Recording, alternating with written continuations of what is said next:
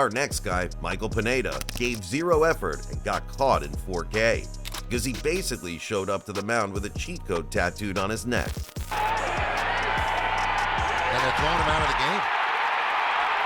It was 2014, Yankees versus Red Sox, a heated rivalry game with all eyes on the field, and Pineda trotted out like he just got done making pancakes in the dugout. On his neck was a glorious brownish glob of pine tar, shining under the stadium lights like it was trying to get drafted into the Hall of Fame itself. Red Sox manager John Farrell saw it, the broadcast saw it, and I'm sure a blind raccoon in left field probably saw it. Umpires walked up, touched the gunk, and just nodded like disappointed parents. Yep, that's pine tar. I mean, there was no need for excuses, no elaborate stories. It was just vibes and very poor decision-making. Pineda was ejected on the spot and slapped with a 10-game suspension, and the interesting part is that he'd already used pine tar in a previous game that season. He got warned, cleaned up, then pulled the exact same stunt weeks later, just dumber. If Pineda was bold enough to smear the evidence all over his neck, then Joe Niekro was the guy who tried to hide the whole toolbox in his back pocket, as if no one would notice. Candiotti's no-hit bid was spoiled by Mike Easler's leadoff bloop single to center field in the 8th inning. For the game, Candiotti struck out 5 and walked 1.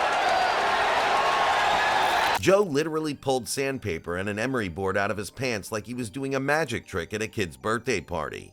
So for Joe, his real mistake wasn't cheating. It was getting caught while trying to throw away the evidence mid-bust literally. In 1987, when Joe Niekro stepped onto the mound, he brought more than just a mean knuckleball. He brought a carry-on kit of rule-breaking essentials straight out of Home Depot. Niekro was pitching for the Twins when the umpires noticed something fishy. His pitches were moving in weird ways, even for a knuckleballer. So they did what umpires rarely do. They walked up, asked to see his glove, and told him to empty his pockets. What came next was the most unintentionally hilarious crime scene in baseball history. Out came an emery board, then sandpaper, and then the panic. Niekro panicked and tried to chuck the evidence mid-inspection, flicking the emery board off like it was a booger in church. Umpires stood there like, did this dude really just eat a nail file right in front of us? And yes, he did.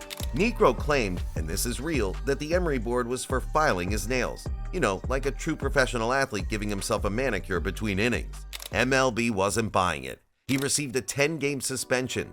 Can't believe this man literally turned his bust into a full-blown comedy routine.